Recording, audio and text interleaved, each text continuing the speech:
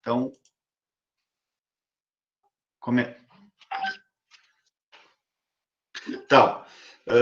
sejam todos e todas e todos bem-vindos, né, à mesa 12 do Diálogo dos Saberes. A programação, a gente tem um trabalho da MF Governador Leonel de Moura Brizola, sobre estudos remotos em tempos de pandemia, um olhar dos pais frente à educação, vivências pedagógicas das turmas do segundo ano, né, que será apresentado pela professora Fabíola, Márcia Elisa e Márcia Regina.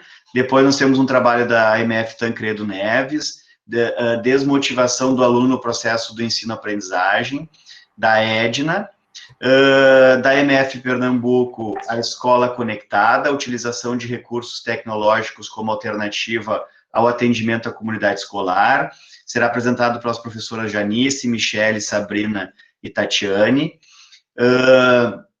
Da MF General Osório, caminhos do presencial ao virtual, evidências do protagonismo discente dos projetos, monitoria recreativa e amor à vida para mãos unidas na web, apresentado pelas professoras Úrsula, Priscila, Maura, Cristiane e Daiana, desculpa. O trabalho planejando o fazer pedagógico, soluções educacionais remotas em tempos de pandemia, da MF Pinto Bandeira, apresentado por um coletivo de professoras, e aqui eu vou nominar a Adriana e o coletivo, que são um coletivo bem grande, né? E, por fim, então, a nossa participante externa, a professora Laura Vanessa Soares, da Argentina, com um trabalho sobre ensinar a ler e a escrever literatura na escola em busca de um sentido em tempos de pandemia.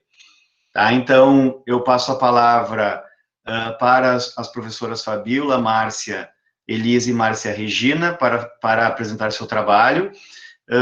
Só por uma questão de logística, para a gente poder ter tempo para diálogo depois, né, para os nossos debates, recomenda-se o trabalho em 10 minutos, né, a apresentação do trabalho em 10 minutos. Claro que a gente tem uma tolerânciazinha e a gente vai avisando conforme for o andamento do tempo, tá? Então, novamente, sejam todas bem-vindas e podemos começar.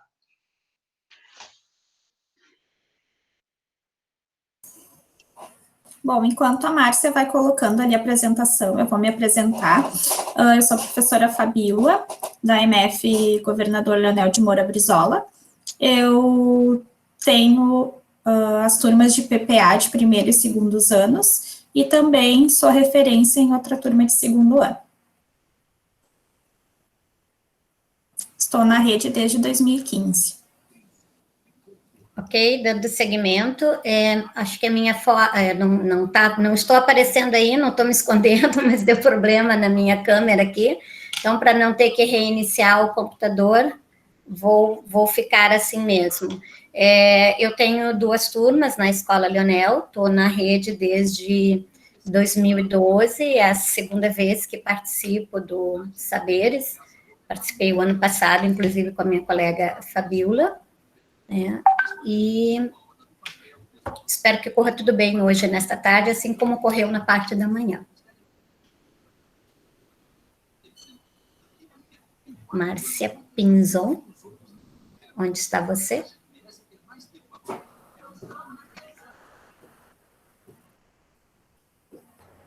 Olá, boa tarde, sou a professora Márcia Regina Pinzon Alves, também colega das gurias.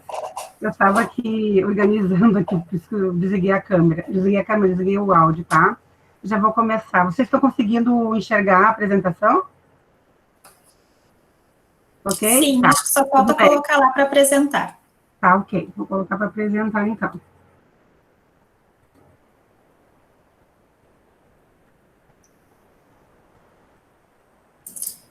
Bom, então, como o Alisson falou, o nosso trabalho, ele está pautado, então, para o olhar dos pais frente a essa educação que nós estamos vivenciando hoje, né, os estudos remotos, e daí nós trazemos, então, algumas vivências pedagógicas das turmas de segundos anos da escola.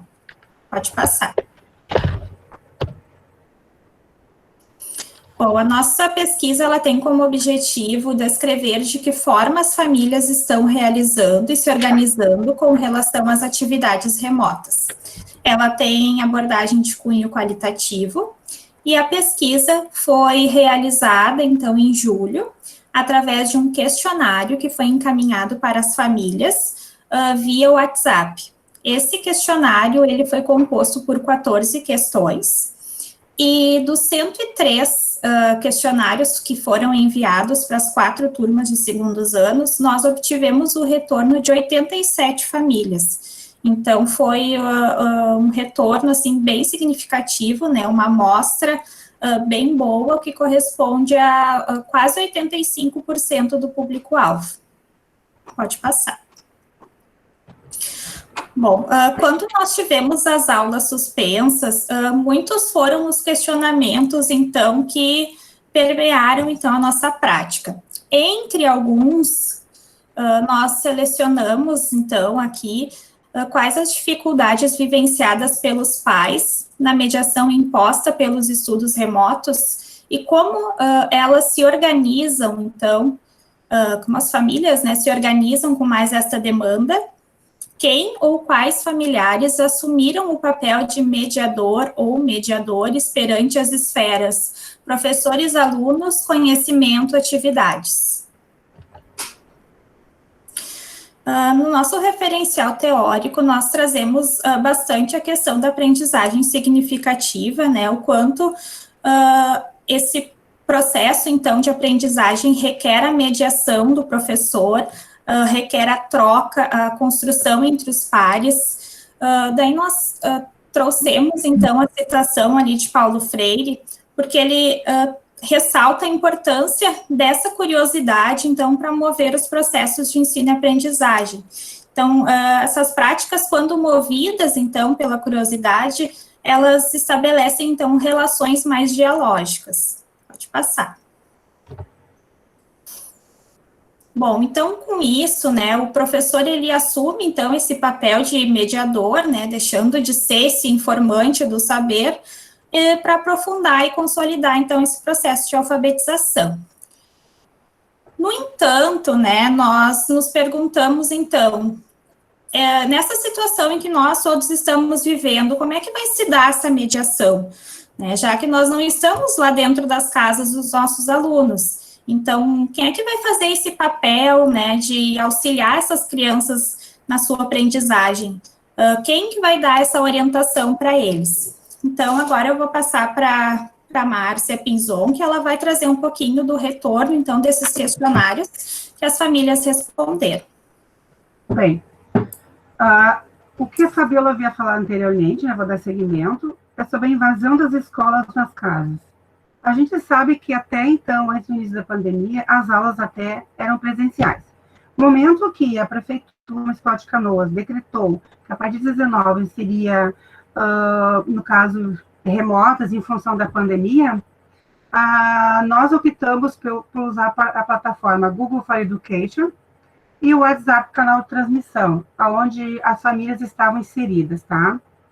E como na escola também já tinha chegado dos Chromebooks, né, e também já havia sido até feita a entrega do cartão com a senha provisória e com o e-mail institucional de cada aluno, né, salvo os alunos novos que ainda não haviam recebido. E a gente percebeu nessa pesquisa, com esse uso das tecnologias, que nas casas dos alunos, grande parte aderiu ao telefone celular, que era mais prático, né, por isso o canal de transmissão. Em segundo lugar ficou o notebook, computador e depois o tablet. Mudou totalmente, né, a rotina de todas as famílias, né. Outro dado relevante da pesquisa é que 87,4% dos respondentes já tinham tido alguma experiência com a educação à distância, estilo sala virtual do Google for Education, né. E essa informação, de certa forma, nos confortou, porque quando a escola fechou, ainda não havíamos ainda trabalhado com eles, né, pela plataforma. Tinha os equipamentos, mas ainda não havíamos feito toda aquela sensibilização com os alunos. Então, essa experiência das famílias possibilita o conhecimento e o maior uso das tecnologias, proporcionando a comunicação com a escola e ampliando as possibilidades de aprendizagem. Quanto à organização na realização das atividades. Bem, então vamos aqui o passo a passo. Como as aulas ficaram agora em casa, tem a questão do tempo disponível. A gente viu nas pesquisas que grande parte das famílias tinha aquelas que trabalhavam fora, outras estavam no trabalho remoto, então tiveram que se dividir entre tarefas de casa, com auxílio com as crianças, com as atividades que chegavam semanalmente pela grade sugestiva, né? E também percebeu-se também a questão da motivação, o interesse dos filhos. Porque uma coisa é tu estar em sala de aula com um ambiente totalmente alfabetizador e lúdico. Outra coisa é tu estar na tua casa e tu ter que pegar um cantinho, uma cozinha, uma sala, quem sabe até um quarto, para te poder ter as tuas aulas, que é bem diferente, porque a criança tem aquele vínculo com o professor. O professor é o rumo dele. Então, em casa, o pai e a mãe tinham que fazer esse papel, né, na falta das aulas presenciais, né. Alguns registros das famílias, né, como uma delas comentou aqui. A sala virtual ela é ruim para as crianças fazerem as atividades diretamente no documento, pois eles não têm habilidade com mouse e nem digitação, né? E isso foi algum dos obstáculos que a gente percebeu pelos pais, né, quanto ao uso das tecnologias. Agora eu vou passar a palavra à minha colega Marcelisa Cunha.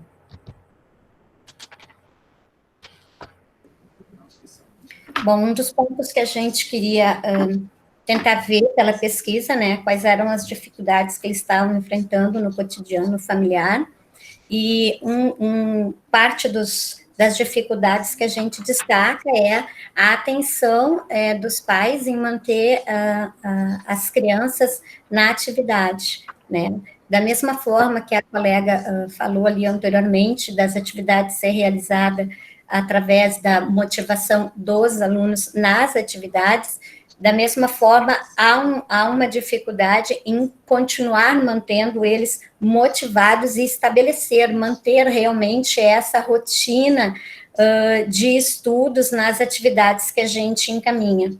Um outro ponto também salientado por eles é a presença dos irmãos mais novos. Nosso público-alvo, ele tem em torno de 7, 8 anos, os nossos alunos. E junto a essas famílias tem crianças mais novas ainda, né? Então, a gente sabe que a casa, ela passou a ser, como é que se diz, os ambientes passaram a ser disputados também para a realização das atividades, a realização do lazer, a realização de fazer a refeição, e com os irmãos mais novos em volta, isso também acaba tirando a atenção dos nossos alunos.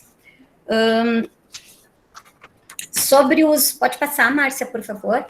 Sobre os mediadores, né, que era um questionamento nosso, quem é que faz essa interlocução entre a escola e a criança, esse uso da tecnologia, as atividades propostas. A pesquisa nos mostrou que 77% é realizada pela figura materna, né? Isso equivale mais ou menos em torno de 66 mães em relação ao grupo de 87 famílias que nos responderam. A fala de uma delas, o registro da fala de uma delas, nos mostra as dificuldades e o acúmulo de atividades que a gente sabe que vem sendo vivenciada pelas nossas famílias, assim como nós mesmos, né? Porque, afinal de contas, somos professores, mas também temos as nossas famílias, os nossos filhos, os nossos trabalhos. Então, a fala de uma delas diz o seguinte: eu e meu marido trabalhamos fora, não estou conseguindo ajudar ele nos estudos. Minha filha também estuda na escola, está no 4º ano. Além de trabalhar fora, eu tenho meus compromissos com a casa. Pode passar, Márcia, por gentileza. Pensando de que forma essa pesquisa pôde colaborar conosco ou colaborar também com as famílias, né, com o nosso público-alvo. Nós acreditamos que a pesquisa ela nos deu a oportunidade de repensar as atividades para o segundo semestre. Essa pesquisa foi realizada em julho, então, para o segundo semestre, a gente tentou observar alguns apontamentos que foram feitos pelos pais. Da mesma forma, a gente também acha que a gente, através da pesquisa, possibilitou dar voz às famílias, né? A gente sabe que tem muitos estudos, muitos artigos sendo feitos, muitas pessoas falando, mas as famílias, neste caso, é a escola que vai ter que dar essa oportunidade para poder dizer realmente como é que está vivenciando isso. Ainda que de forma limitada, a gente pôde conhecer um pouco, e eu digo bem pouco, porque nós não estamos ali, né, isso tudo é virtualmente, a rotina das crianças, dos nossos alunos. Também acreditamos que, pelo fato da gente ter dado voz às famílias, termos tido a preocupação em saber como eles estavam vivenciando tudo isso, de certa forma também aproximou as famílias junto à escola, né? E isso também, de certa forma, a gente considera que a partir do momento que a gente consegue saber um pouco como alguém está vivenciando algo, a gente consegue praticar a empatia, né? Poder tentar nos colocarmos de que forma essas famílias estão vivenciando, né? De maneira que a gente possa sentir o que está realmente acontecendo com eles lá e ter esse olhar diferenciado. Pode passar, Márcia, por gentileza. Tentando seguir bem aqui dentro do horário, a gente gostaria de compartilhar com vocês a fala da psicanalista Iaconelli, que foi publicada na revista Nova Escola, numa entrevista que teve lá, em que a reflexão que ela nos propõe é o seguinte: o ensino e a aprendizagem dos conteúdos curriculares ficaram comprometidos, não podemos negar isso. E temos que pensar em outras formas de recuperá-los lá na frente. Fala a mim agora. Nós, município de Canoas, já estamos com os marcos acertados, né? Mas não podemos deixar este ano passar como algo irrefletido. Temos muita lição para tirar deste momento e podemos incluir as crianças nessa reflexão. A pandemia nos obrigou a exercitar uma série de competências sociais e reflexões sobre cidadania e sociedade que não podem ser desperdiçadas. Ou seja, eu acho que, apesar de tudo isso que está acontecendo, sim, a gente está tendo muitos ensinamentos, muitas reflexões que não se encontram nos livros e que eu acho que em momento algum jamais passou pela nossa cabeça que um dia vivenciaríamos uma situação tão atípica. Agradeço de poder compartilhar com vocês a nossa pesquisa. Obrigada. Muito obrigado, professora Fabíola, Márcia Elise, Márcia Regina.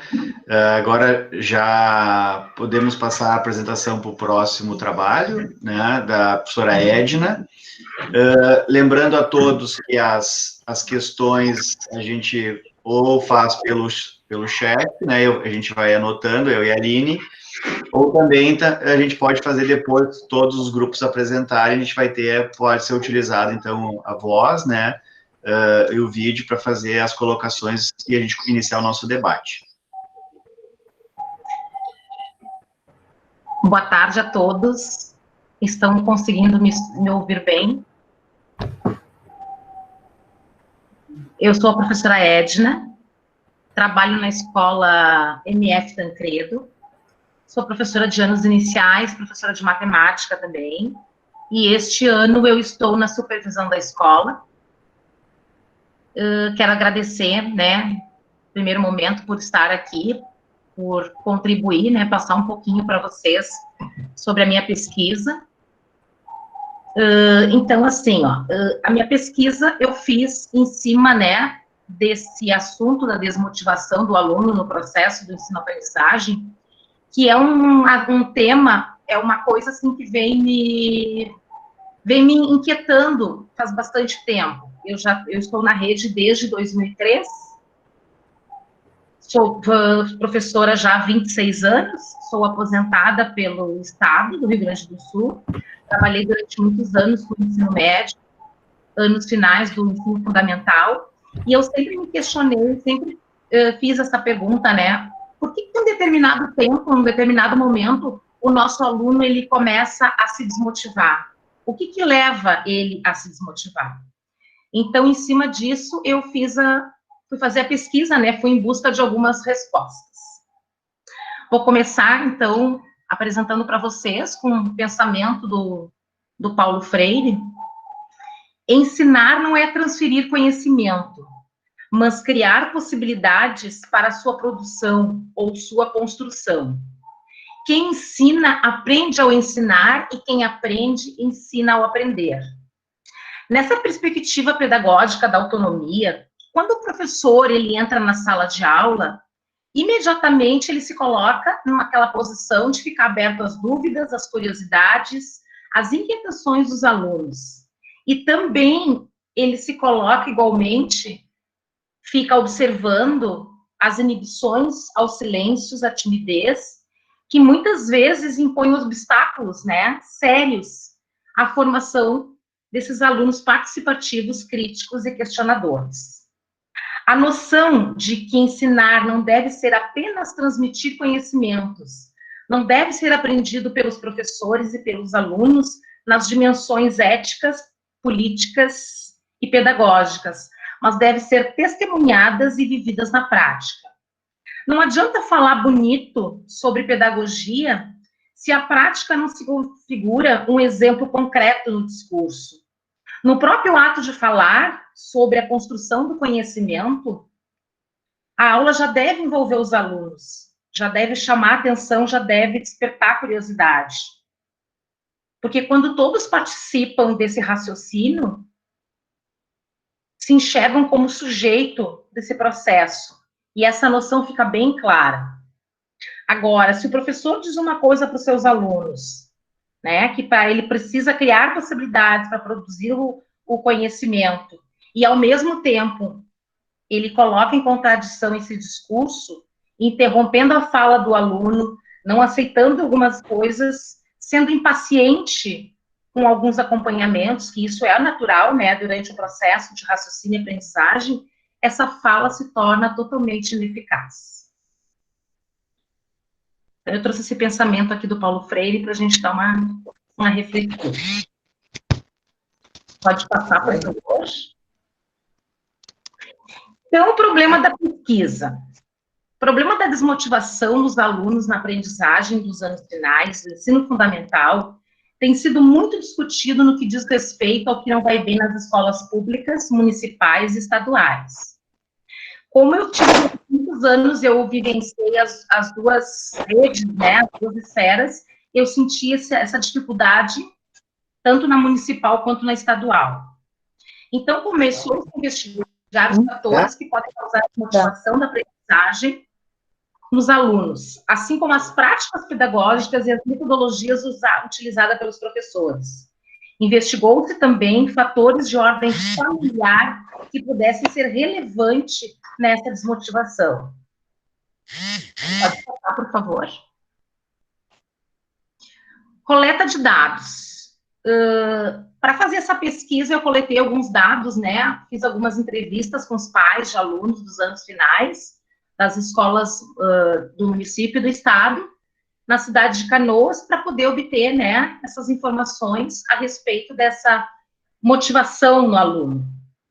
O que estava faltando, o que precisava ser trabalhado para melhorar. Pode passar. Referencial teórico.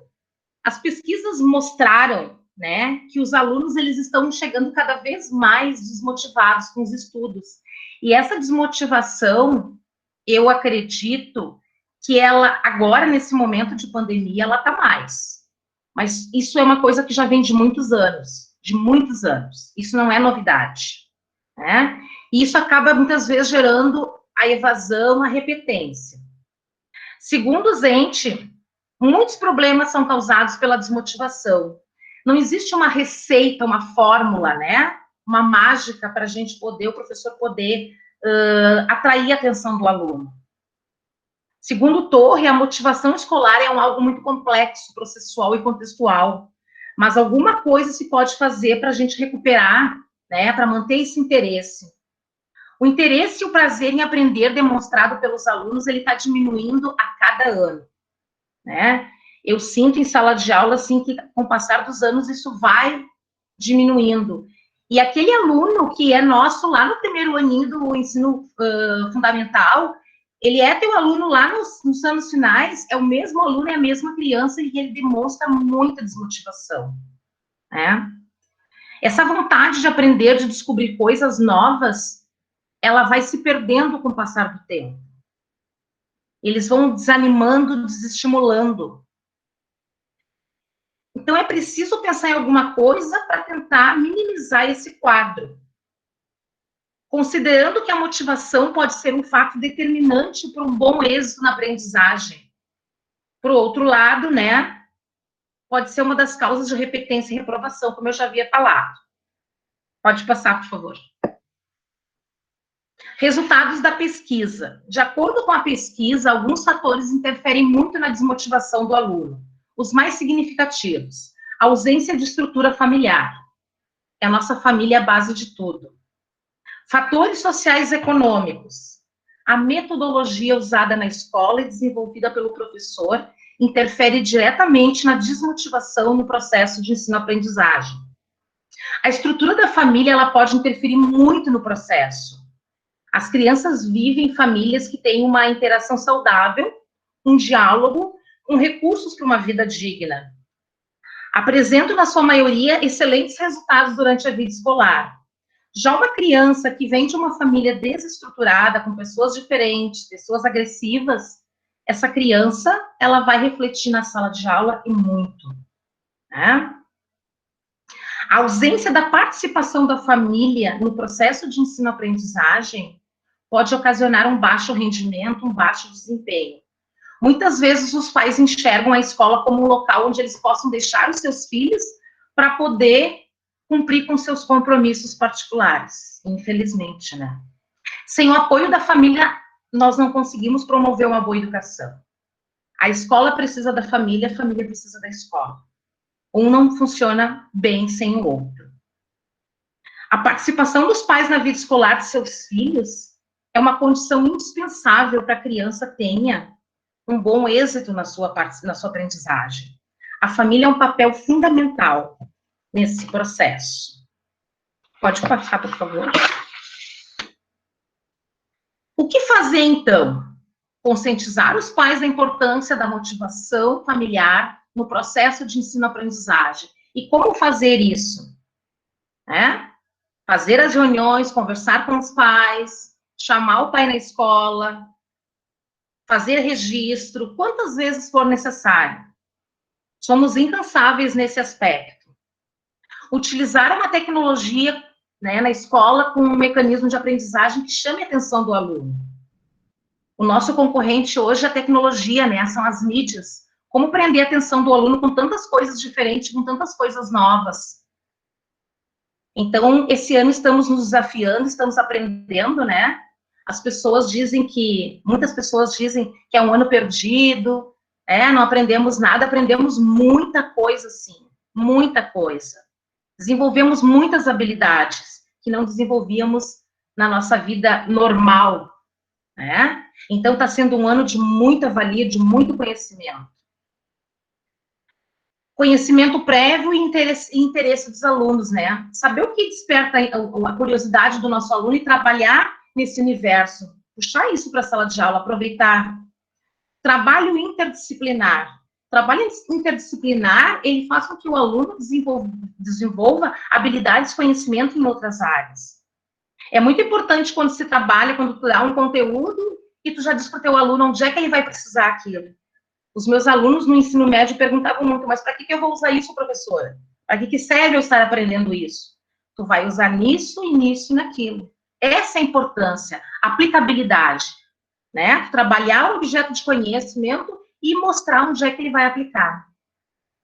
Escolher uma metodologia de ensino que ajude, que faça diferença no decorrer do processo de ensino-aprendizagem. Temos várias metodologias, né? Então, tem metodologias maravilhosas. Pode passar, por favor. Considerações finais. Essa pesquisa nos mostrou questões ligadas aos fatores que influenciam o desempenho escolar dos alunos, numa visão dos professores e também dos pais, com a intenção de contribuir para que os professores e os pais reflitam sobre novas possibilidades de relação entre as duas instituições, família e escola. A escola, na perspectiva de construção de cidadania, precisa assumir a valorização da cultura, da sua própria comunidade e, ao mesmo tempo, buscar ultrapassar seus limites, propiciando às crianças pertencentes aos diferentes grupos sociais e o acesso ao saber. Nesse atual cenário que a gente está vivendo, né, se faz urgentemente necessária a conscientização de um desejo pelo educador de obter condições que sejam favoráveis, né, que os nossos alunos tenham um bom desempenho em sala de aula. Toda a metodologia deve estar voltada para os interesses da nossa realidade, do nosso aluno. Pode passar, por favor. A pesquisa nos mostrou, acho que esse já foi, né? Esse eu acabei de ler agora, né? Isso, obrigada. Os pais não devem ser convocados somente para tomar conhecimento de como está seu filho na escola, mas também contribuir para as experiências para o melhoramento da escola. Como eu disse anteriormente, né, a família e a escola andam juntas. Nós precisamos muito da família dentro da escola. Nesse momento estamos vendo, estamos sentindo na pele, a família está sentindo na pele a sua atual função, que realmente ela precisa, o que ela tem que fazer. É necessário que haja uma parceria efetiva entre a escola e a família. E cabe à escola estimular essa parceria, pois a família tem a responsabilidade de participar da vida escolar, participando das reuniões e ajudando as lições de casa. Pode passar. O presente estudo comprovou que quando a criança se sente valorizada pela família, ela se sente mais estimulada e aprender a se esforçar para ter um bom resultado no seu empenho, no seu desempenho escolar. A família e a escola são agentes de socialização, sendo a família o mais importante por ser o primeiro ambiente em que a criança recebe seus primeiros cuidados, ensinos e direcionados para ingressar em uma vida na sociedade. Pode passar? Então tá, pessoal, minha contribuição é essa, espero ter colocado, né, ter trazido um tema que, como eu disse para vocês, me gerou bastante inquietude, continua gerando. Obrigado pelo espaço, obrigado pelo momento. Um beijo no coração de vocês.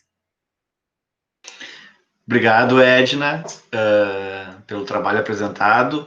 Agora, o próximo trabalho... Deixa eu pegar aqui a programação. Okay. É da MF Pernambuco, né, a Escola Conectada à Utilização de Recursos Tecnológicos como alternativa ao atendimento à comunidade escolar. Das professoras Janice, Michele, Sabrina e Tatiane. A palavra está com vocês, gurias. Boa tarde a todos. Então, enquanto a professora Janice vai colocando ali a apresentação, eu vou me apresentando e apresentando as demais também. Então, eu sou a professora Sabrina, professora de português da MF Pernambuco, e o grupo é composto pela professora Janice, pela professora Michele, por mim e pela professora Tatiane. Vou esperar, então, aqui ela colocar.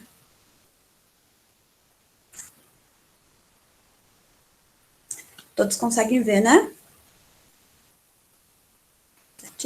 Então, tá. Então, o nosso projeto é intitulado Escola Conectada, a utilização de recursos tecnológicos como alternativa ao atendimento à comunidade escolar. esse tema a gente já havia pensado um pouquinho antes de começar a pandemia, né? Então, foi um projeto que veio bem a calhar. Pode passar, Janice, por favor.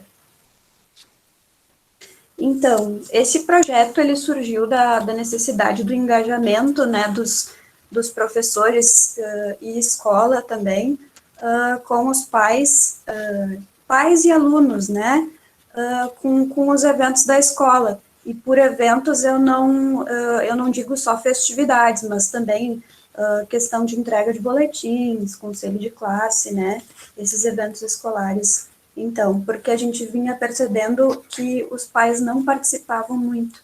Então, esse projeto seria para conectar, né, os professores, corpo docente, direção, com esses pais.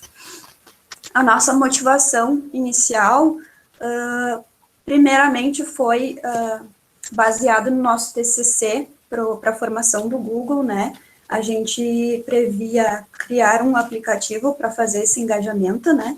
Depois a gente acabou mudando um pouquinho. E também o surgimento da epidemia global, né? Da pandemia por Covid-19. Então, o objetivo desse trabalho foi e é, né, espalhar o ensino, coloquei ali ensino, né, espalhar o ensino através da criação do site, criação e alimentação de um site por meio da plataforma Google, né, no Google Sites. E, então, criando esse site, analisar o alcance do mesmo, né, em que localidade, quem estava acessando, quantas pessoas, então essa coleta de dados, né. E também, um outro objetivo que nos surgiu depois, a questão do incentivo, né, da consciência da aprendizagem em ambientes virtuais, que acabou sendo super importante, né, veio a calhar, como eu disse antes ali também. E na nossa metodologia, a gente tem o desenvolvimento do site, né, depois as gurias vão falar um pouquinho melhor, e também a nossa pesquisa, ela ela é de cunho qualitativo e quantitativo, porque ela tem um pouquinho de teoria, mas ela também vem a analisar esses dados, né, pelo Google Analytics, que eu coloquei ali análise, a ferramenta do Google Analytics. Certinho? Pode passar, por favor, Janice. Então, ali a gente tem todo esse contexto, né, da pandemia, que todo mundo deve estar cansado de ouvir falar. Então, a gente tem ali o surgimento da pandemia, né, que ela vem com o status de pandemia, lá por dezembro de 2019, né, no ano passado, na província de Wuhan, na China. E aí a gente tem que o diretor-chefe, o diretor-geral, né, da OMS declara, então, essa doença, essa epidemia global como pandemia, no dia 11 de março de 2020, né? Então, partindo daí do macro para o micro, né, a gente tem o nosso decreto nacional de 18 de março de 2020, que é baseado na mensagem presidencial. E aí, a partir daí, a gente tem os protocolos em nível estadual, né, que aí é aquela questão das bandeiras, dependendo da cor, os protocolos devem ser seguidos de uma forma ou outra, né. E aí temos o nosso decreto municipal, que surgiu no dia 26 de março de 2020. Aí, a partir também desse decreto municipal, nós começamos a receber algumas orientações da SME, então, de como agir, como como a gente poderia atingir os alunos de uma maneira virtual, mas também teve aquela parte também da entrega física, né, das atividades. E depois, então, depois de todos esses acontecimentos, né, vieram a calhar, então, os ensinamentos que as quatro professoras aqui, né, que veio a calhar, né, os ensinamentos da formação do Google for Education, que aconteceu, se eu não me engano, em meados de setembro, né, E esses ensinamentos, eles tratavam das ferramentas do Google, como o próprio nome da formação diz, né? Então, essas ferramentas, essa aprendizagem foi muito importante para a gente, porque aí a gente pode se utilizar também dessas ferramentas para poder criar o site, para poder também ensinar outros professores a trabalharem com isso. Mas quem vai falar um pouquinho mais sobre isso é a professora Michele, então eu passo a palavra para ela.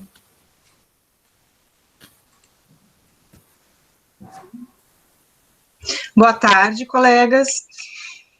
Então, como a minha colega, eu sou a professora Michele, como a minha colega Sabrina falou, temos aí as ferramentas tecnológicas, né, que estão para nos auxiliar nesse momento de pandemia, onde a gente não pode parar com a educação, né, a educação, ela precisa continuar, de algum modo, é um processo que não podia e não pode parar, então a gente utiliza das ferramentas digitais. E sabemos que as tecnologias trazem com elas alguns receios, né? Uma certa resistência por todos nós, seres humanos, pais, os alunos, professores. Alguns dominam melhor certas ferramentas, outros precisam de mais preparo, enfim. Os novos desafios, as novas formas de ensinar. E nós optamos pelo site. Então, através ali do Google Sites, criamos o nosso site e a utilização dele para inserir as nossas atividades semanalmente. Junto com as demais ferramentas também da plataforma Google for Education, né? Que são essas, o Google Drive, que é a pasta compartilhada com o objetivo, então, de organizar e facilitar o acesso aos conteúdos, o Google Formulários, apresentações e documentos, que são utilizados na elaboração das atividades, e cada professor utiliza a ferramenta que se adapta melhor, a que se encaixa melhor, a que domina melhor, a que vai de encontro com a sua proposta de trabalho. Aí eu passo a palavra, então, para a minha colega Janice, que vai falar um pouquinho mais do nosso site. Obrigada. Boa tarde a todos. O site da escola, então, né, ele foi construído, como a colega Sabrina falou, a partir do projeto do Google, que a gente terminou agora no começo do ano. Ele é, então, uma página institucional, né, a página oficial da nossa escola, né, centralizadora, né, no sentido de que todas as informações, né, elas estão ali, e colaborativa, né, porque todos os professores colaboram com as atividades, né, fotos, vídeos, né, PDFs, enfim. A página do site, né, da escola, ela está dividida, então, em setores, né, a gente dividiu ela em várias abas. Então, a gente tem ali o setor da biblioteca, né, que ele tem vários livros, né, está dividido em gêneros textuais ali, né, a gente utilizou o Google Drive para conseguir compartilhar esses documentos. O laboratório de informática, né, que tem vários joguinhos ali para os alunos jogarem. A sala de recurso, né, que é alimentado pela professora Ana Paula, que tem várias atividades, vários vídeos ali, bem interessantes. Tem a parte dos eventos que acontecem na escola todos os anos, né, a Pernambuco, né, e a Feira de Ciências, né. Esse ano a gente realizou a Feira de Ciências de forma remota, né? Então a gente compartilhou os trabalhos finalizados lá na página da escola também, né? A gente dividiu, então, né, os anos em blocos de alfabetização, né, o primeiro, o segundo e os terceiros anos, e depois os quartos aos nonos anos, que estão divididos, né, por disciplinas. Então, dentro do quarto ano tem matemática, português, enfim, as outras disciplinas, tá? Se alguém quiser acessar o site da nossa escola, é só apontar o celular aí para o QR Code, né, que vai conseguir visualizar a página bem tranquilamente. Vou passar a palavra para minha colega Tati. Ana.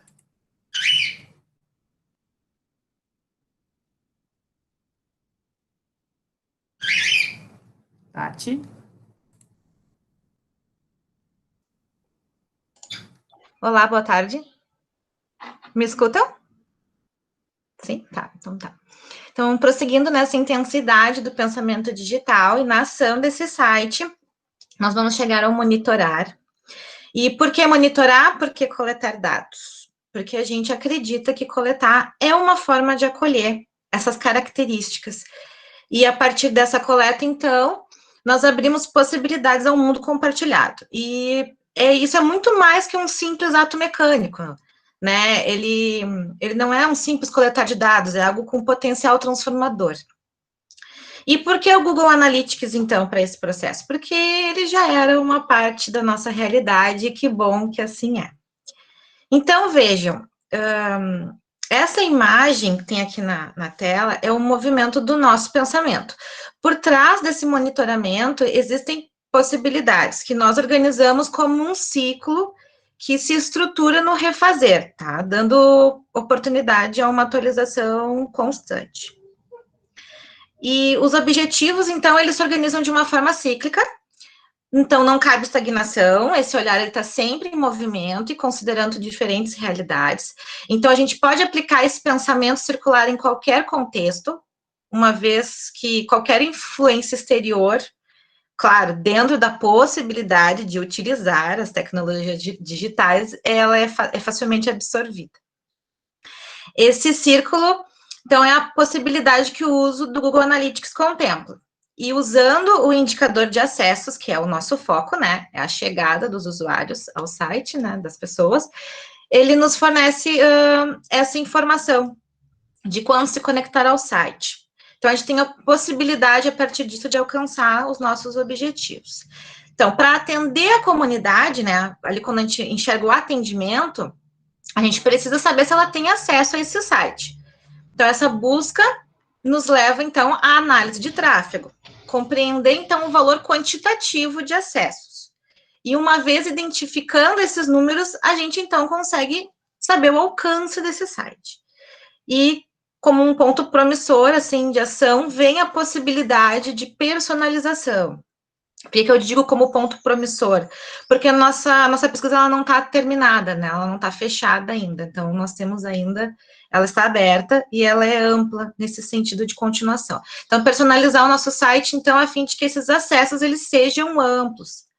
E como essa ideia é circular, essa personalização nos leva novamente ao foco do atendimento, onde a busca, então, é melhorar essas práticas comunicativas para a melhoria da aprendizagem.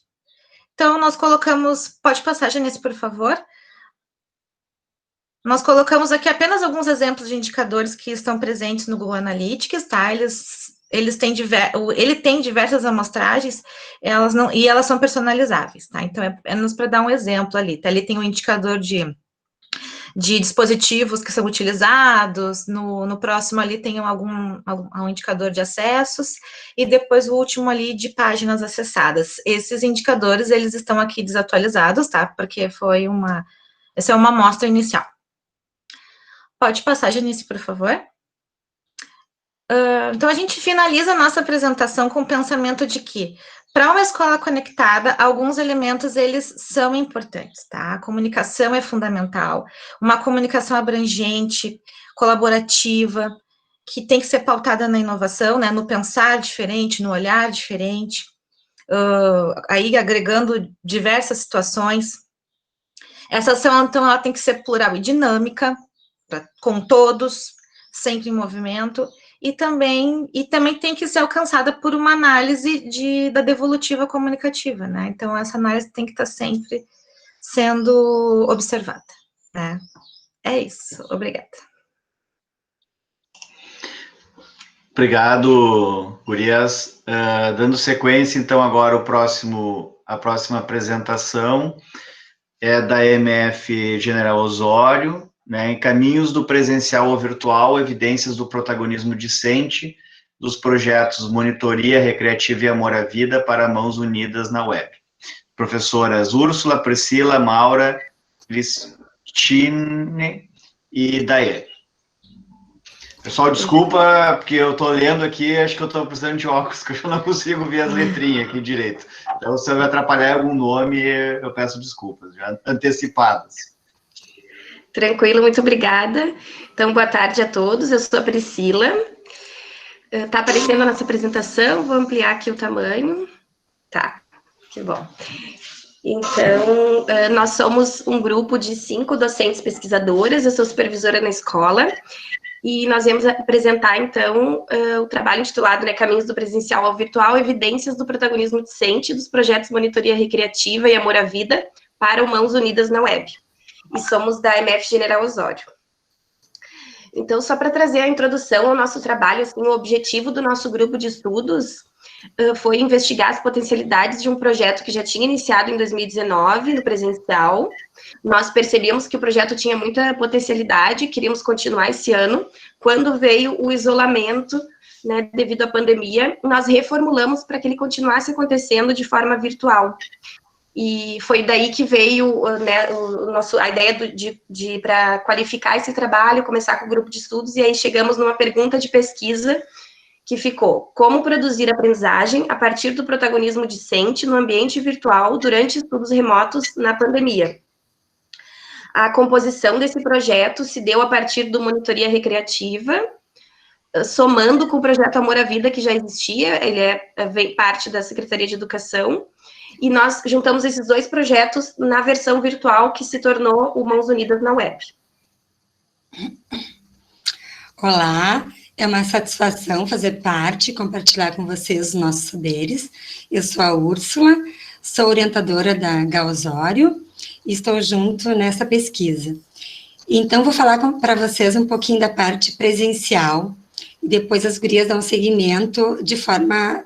como é que está acontecendo esse projeto de forma online. Então, esse projeto deu início ao ano passado, com a questão de que nós, o SOI e o SSE, estavam bastante preocupadas com as questões de conflitos, os machucados, a recorrência das crianças, né, durante os intervalos do recreio. Então, nós tínhamos que pensar em estratégias que contemplassem a questão do fortalecimento dos vínculos, a questão de que os alunos dos anos finais pudessem ser monitores voluntários numa proposta de protagonismo, onde levasse para a escola, no turno inverso ao que eles estudavam, questões bastante pedagógicas, que envolvesse a arrecadação de brinquedos, uma ação solidária, atividades diversificadas, recreativas, atividades físicas, para trabalhar também a questão da coordenação motora ampla, a questão das valências físicas, e principalmente a questão dos vínculos afetivos. Então, como eu sou orientadora na escola, eu tive o prazer de poder conversar e dialogar entre as turmas, né, e as turmas, porque esse trabalho é bastante colaborativo, né, foi construído de forma coletiva, com o SOI, o SSE, os professores e os alunos dos anos finais. Então, eles vestiram a camiseta, acreditaram no potencial desse projeto, e assumiram esse compromisso de protagonistas, né, sendo monitores voluntários durante os intervalos. Nós tínhamos 2 horários de recreios, então nós tínhamos muitos conflitos. E os alunos dos anos finais fizeram com que essas crianças do currículo pudessem ser contempladas com atividades diversificadas recreativas, e principalmente a questão dos limites da disciplina. Então, a gente destaca muito a necessidade de levar, de tornar o espaço da escola esse ambiente educativo, também recreativo, e também para fortalecer a questão social, que é, no caso, as atividades que envolvessem o trabalho direto dos alunos voluntários dos anos finais com o currículo. Então, nós tivemos as atividades de pintura do pátio, atividades para organizar as brincadeiras, né, as crianças conseguirem também identificar esses monitores através dos coletes que vocês estão visualizando nas fotos. Então, eram muitas tarefas, muitas atividades sendo realizadas de forma simultânea. A partir dali, a gente conseguiu diminuir e praticamente zerar a questão dos conflitos, das quedas, dos machucados, porque nós não tínhamos condições de participar no recreio, na sala dos professores, ter uma conversa, um descanso, um café, a gente não conseguia. Então, a gente tinha que estar todos os dias resolvendo essas situações. Então, nós tivemos muitas atividades no formato presencial o ano passado, e a gente iria dar início esse ano, né? Mas como já veio a questão da pandemia, a gente teve que reformular. Então, de forma presencial, a gente conseguiu realizar jogos competitivos, músicas, as crianças dançavam, brincavam com bambolê, com peteca, a pracinha também tinha os monitores fazendo toda essa organização, esse cuidado, né? Tivemos condições de organizar a caixa de fantasias, a caixa de brinquedos, com as doações que a gente também conseguiu contemplar na arrecadação da ação solidária. Tivemos a contação de histórias, pista de carrinhos, uma infinidade de tarefas e atividades que contemplassem a questão da referência dos alunos monitores dos anos finais para o currículo. E aí a gente traz uma afirmação de Gadot, que fala que o sujeito, ele aprende quando ele se torna sujeito dessa aprendizagem.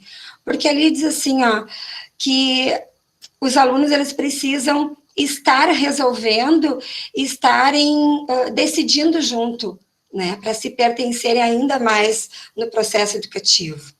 O aluno aprende apenas quando ele se torna sujeito da sua aprendizagem. E para ele tornar-se sujeito da sua aprendizagem, ele precisa participar das decisões. Então, a gente conseguiu levar esse projeto, decidir junto com os alunos dos anos finais, e fazer com que ele fosse reformulado esse ano e desse continuidade. Agora, as gurias trazem a nossa prática, esse nosso saber de forma online, que ainda está ocorrendo, e de forma bastante significativa. E a gente quer dar continuidade nos próximos anos. Obrigada.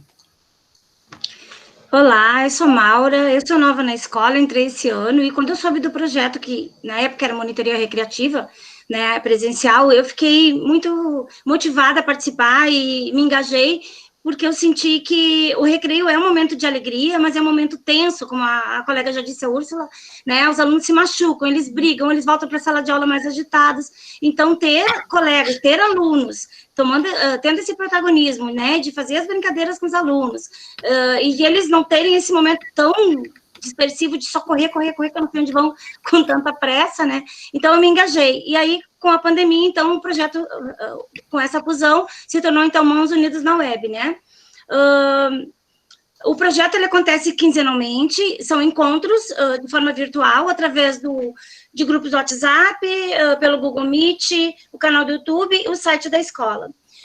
Para que essa interação possa acontecer com os alunos, e entre os alunos, né, para criar esse vínculo entre eles. Aí, nessa imagem, nós temos a Lara, que é uma das alunas multiplicadoras, ela e o Francisco, ela é do 6º ano, o Francisco do 8º.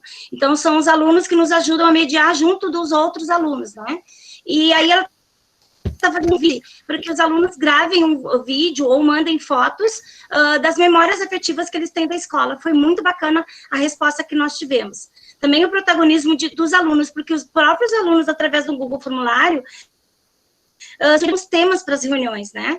Então, foi muito que tudo que nós trouxemos para os alunos foi através da sugestão dos próprios alunos, né? Nós tivemos encontros, o primeiro foi sobre racismo, foi em junho, depois nós tivemos outro representativo do Conselho Tutelar, né, explicando a função do mesmo, esclarecendo as dúvidas dos alunos.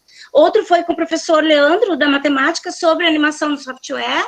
Também tivemos outro encontro que foi com a professora Natasha, de inglês, e ali em cima tem a imagem do convite da live ali, que era Make, né, e sobre Make e a questão de inglês, foi muito bacana esse encontro. Outro tema abordado foi sobre a ansiedade e depressão, no mês de setembro amarelo, né, alusivo também.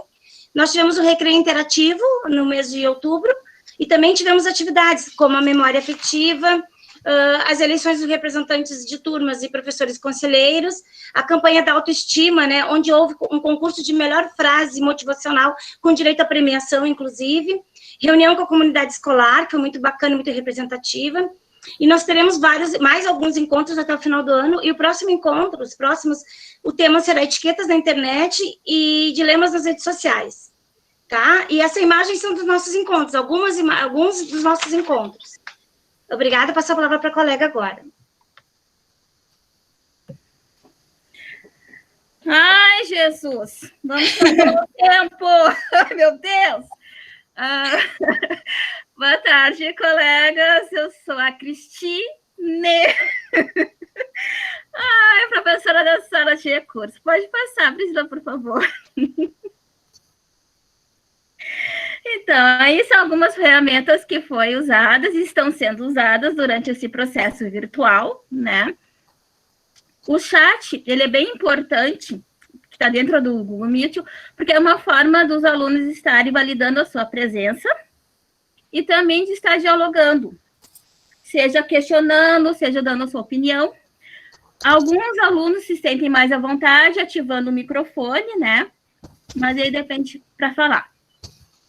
Formulários online, aí tem formulários online, tirar atividades, validar a presença em alguns eventos, né, como forma de pesquisa que nós usamos para saber quais eram os assuntos que os alunos queriam que fossem tratados e fossem debatidos durante os encontros, e como uma forma também de avaliar esses projetos, os encontros.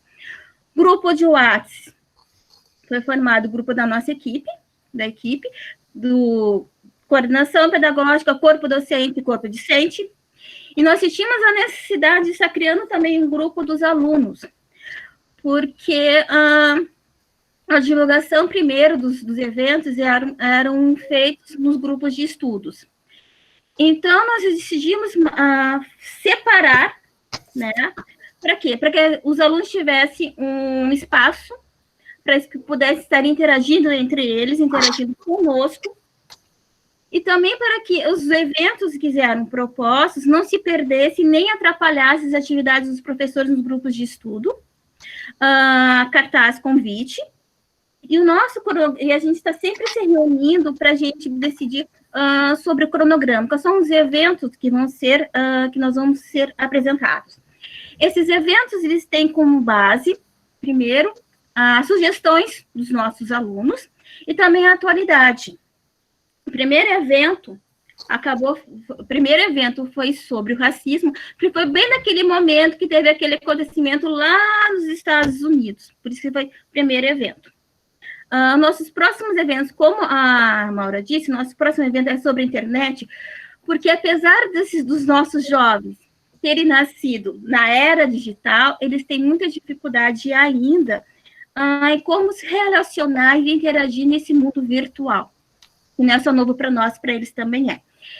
E também, o próximo também é sobre o caso da Mariana, que é um caso que os alunos que é um tema sobre estupro, que foi proposto pelos nossos alunos e está sendo debatido em um dos grupos de projeto, né?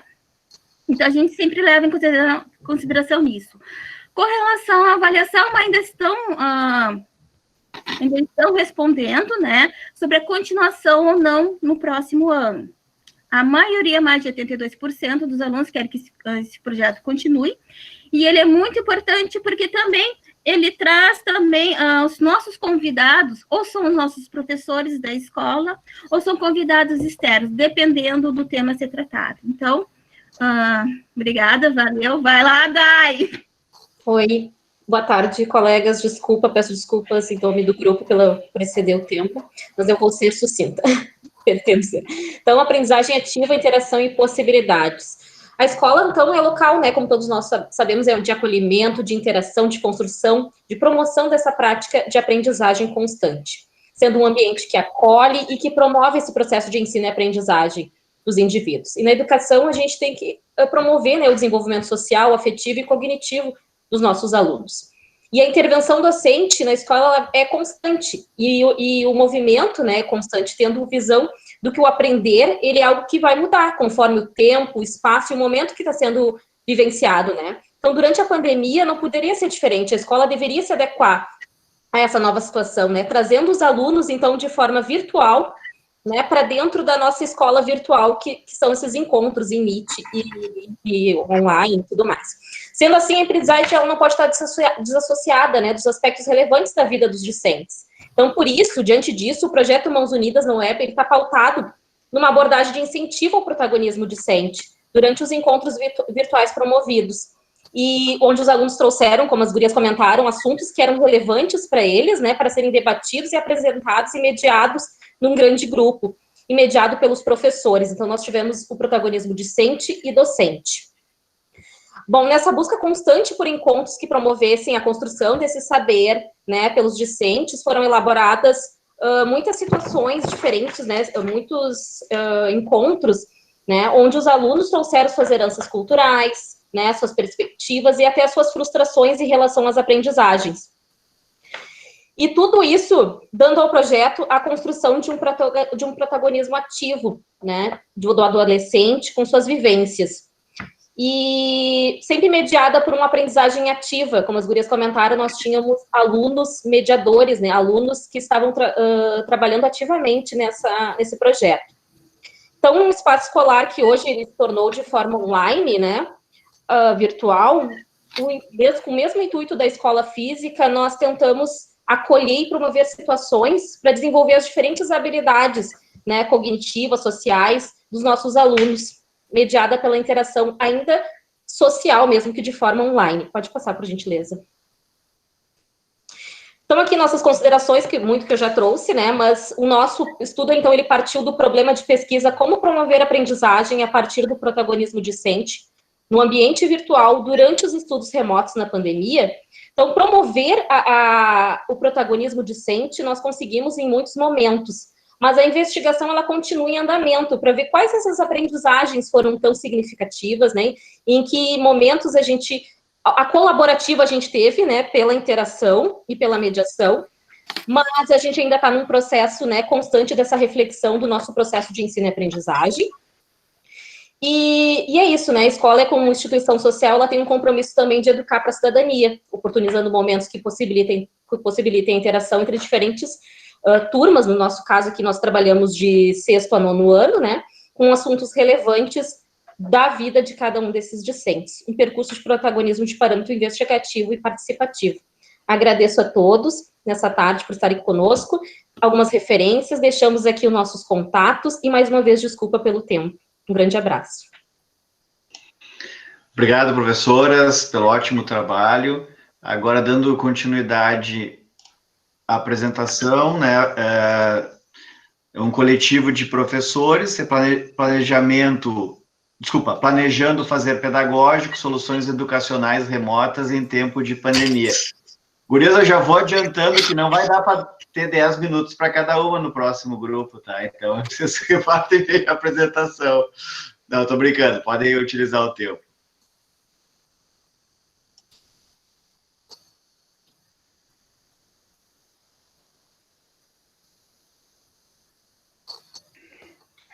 Então, boa tarde a todos.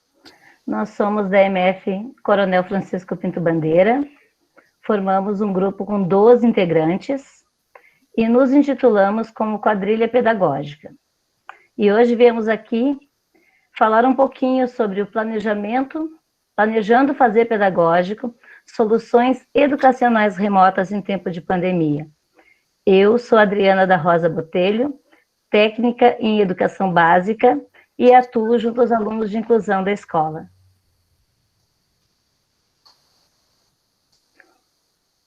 O meu nome é Ana Lúcia Silva de Castro, atuo na biblioteca e sou R2, das turmas de 4º anos, e o resto das séries iniciais. Sou a professora Andréa Cardoso Santana e trabalho com 4º ano. Eu sou a professora Andréa Metzen Rodrigues, trabalho com 4º e 5º ano.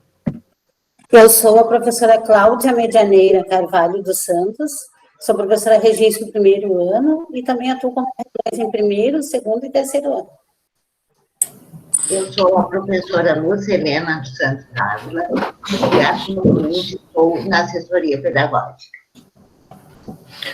Boa tarde, eu sou a professora Mariane Aze.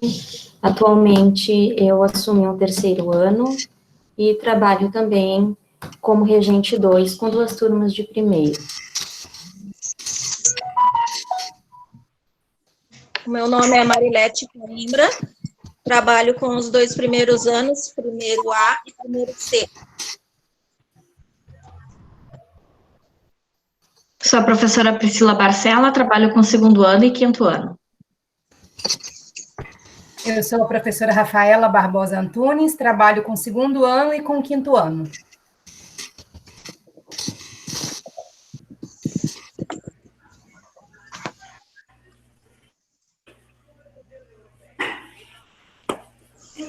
Boa tarde, então.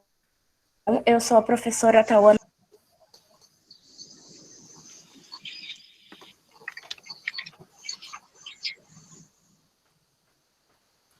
Eu acho que a Tal caiu, que ela já tinha falado que a internet dela está bem ruim.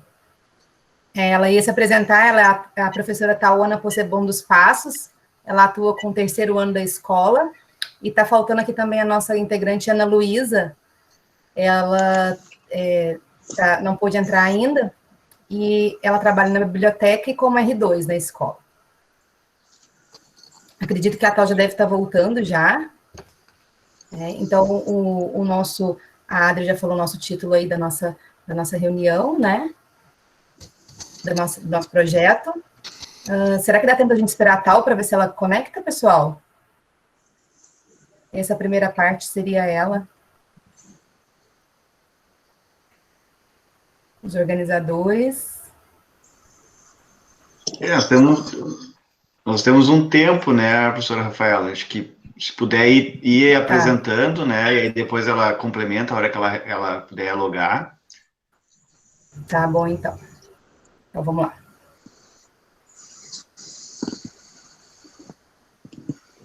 Então, a justificativa do nosso trabalho, a gente colocou ela aqui na próxima página do nosso slide. Eu vou ler para vocês. A pandemia trouxe diversos obstáculos e angústias em relação a nós, professoras, e ao nosso trabalho com os alunos. Por esse motivo, tornou-se imprescindível a união de todas em busca da superação dos desafios futuros. Formou-se, então, o Grupo Quadrilha Pedagógica.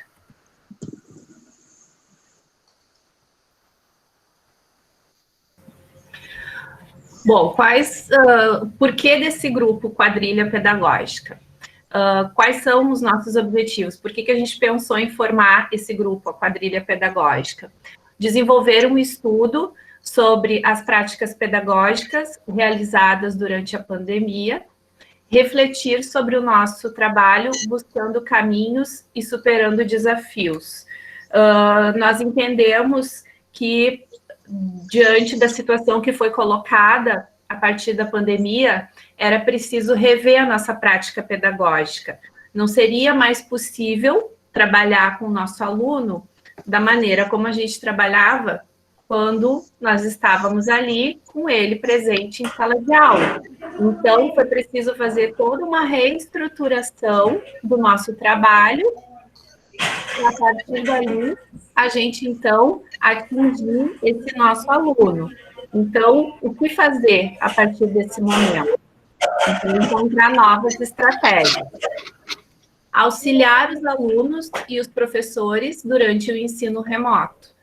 Pensar e criar estratégias para superar esse momento inesperado.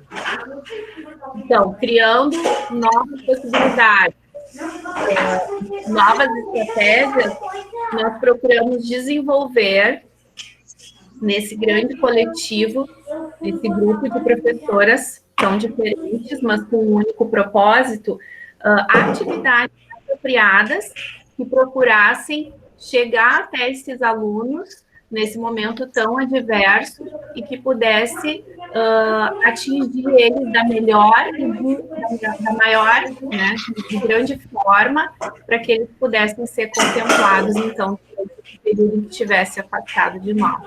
Então, resumindo, rever a nossa prática pedagógica e desenvolver atividades apropriadas para o momento em que a gente está vivendo. Tal, tudo contigo.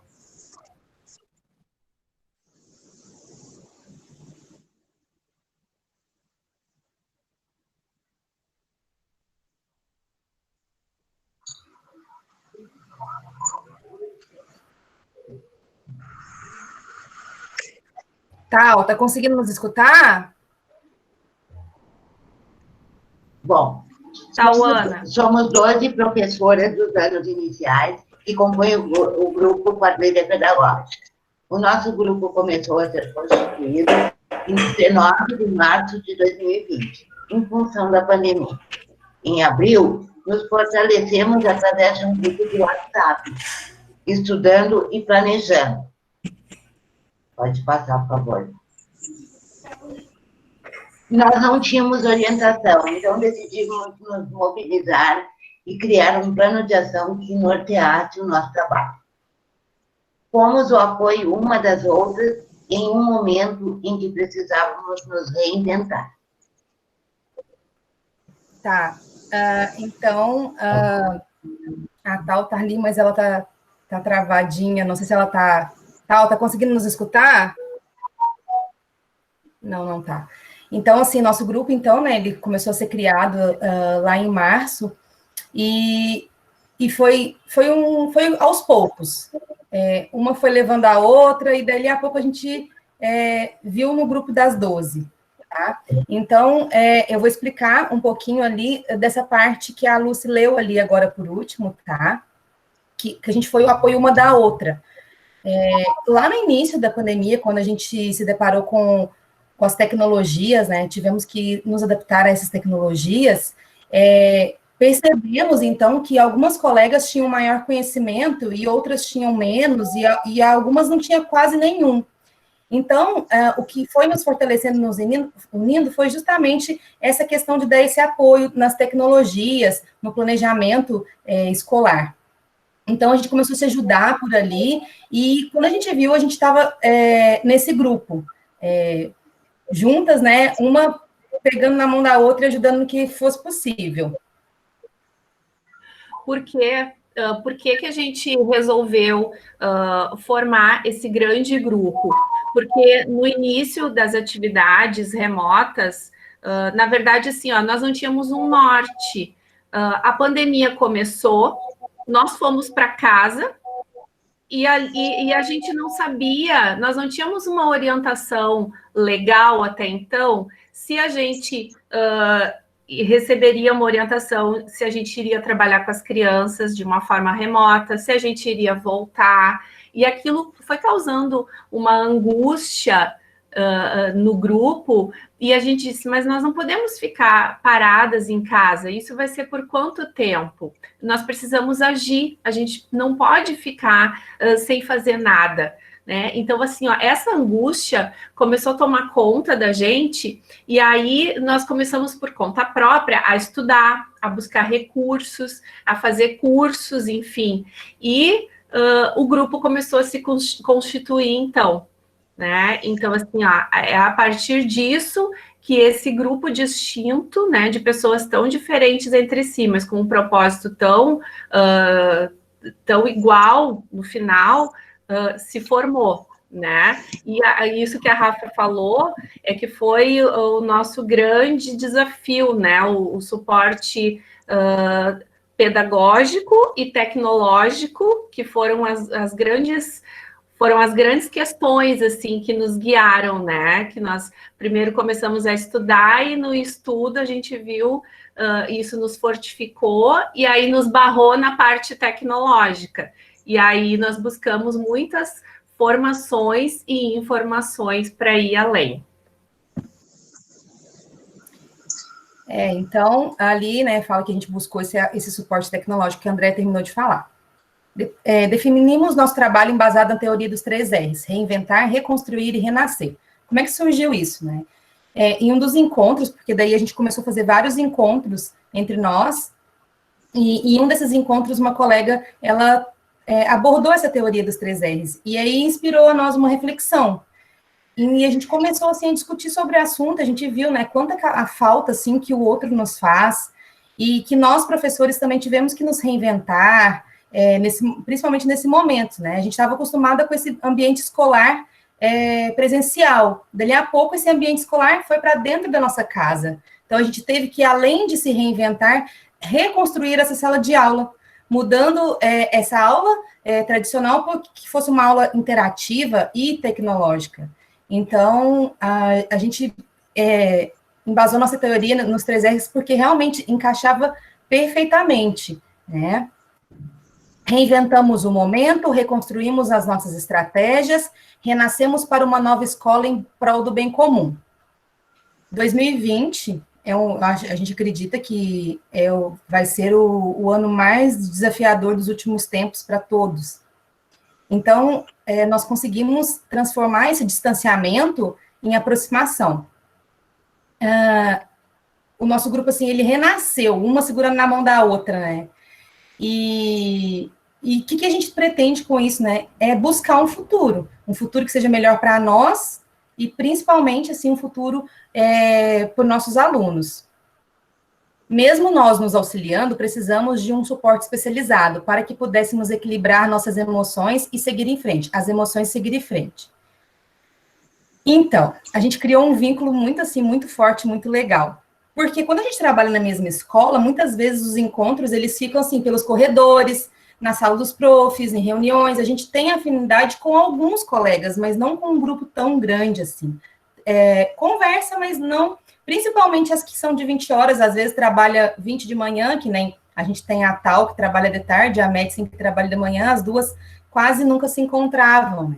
Então, a gente nesse grupo, a gente viu, assim, que essa união era, assim, super possível. Então, a gente decidiu se conhecer melhor. Como é que foi? Foi muito legal isso, porque numa conversa entre umas colegas, elas começaram a questionar, como é que será que essa colega chegou até aqui? Qual será a trajetória dela? A gente conversa com ela, mas a gente não conhece bem. Então, a gente decidiu fazer uma roda de conversa de trajetórias. A gente dividiu, então, em 2 grupos virtuais, e cada uma tinha 6 minutos para se apresentar, muito rapidinho. E, assim, foram trajetórias, assim, muito legais, emocionantes, e com muitas alegrias e dificuldades. Memórias ressurgiram ali, foi bem emocionante. E, assim, a gente abriu para essa escuta que foi feita com muito carinho e respeito. E aí, a gente refletiu, né, na importância de ser tolerante com as diferenças, porque trabalhar com um grande grupo não é fácil. A gente sabe que a gente trabalha com um grande grupo geral na escola, mas com 12 também não é fácil, e tem que ter muita paciência. Nesse encontro a gente falou de práticas, falamos de vivências, assim, que cada uma teve, e também de como quis se tornar professora. E também nós tivemos um encontro com uma psicóloga. A gente conseguiu promover um encontro com uma psicóloga, porque lá no início da pandemia a gente estava se sentindo muito angustiada, e aí a gente fez essa terapia de grupo, para entender melhor, assim, o momento que a gente estava passando. Ela fez com a gente dinâmicas, e a gente também teve as falas de autoajuda. E aí, no encontro, ela nos orientou, né, que mesmo que um grupo tenha o mesmo objetivo, ele também tem opiniões e diferentes ideias. Então, ela disse para a gente que essa harmonia dentro do grupo, ela tem que sempre existir, porque é de extrema importância para que o trabalho, né, seja feito com sucesso.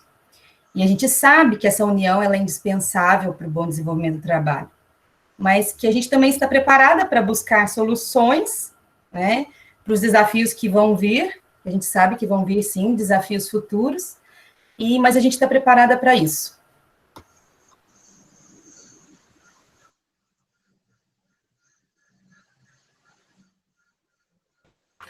Então, já encerrando a nossa fala, o fortalecimento e a união do grupo mostrou a força do trabalho em equipe. Trouxe em nós a confiança e o apoio umas nas outras. Estamos procurando a cada dia nos reinventar, reconstruir e renascer, pois para nós o que importa é pensar no humano, pensar nas nossas crianças, nos nossos alunos que esperam e precisam tanto de nós. Então, assim, às vezes, falando do nosso trabalho, parece que ele pode soar um tanto egoísta.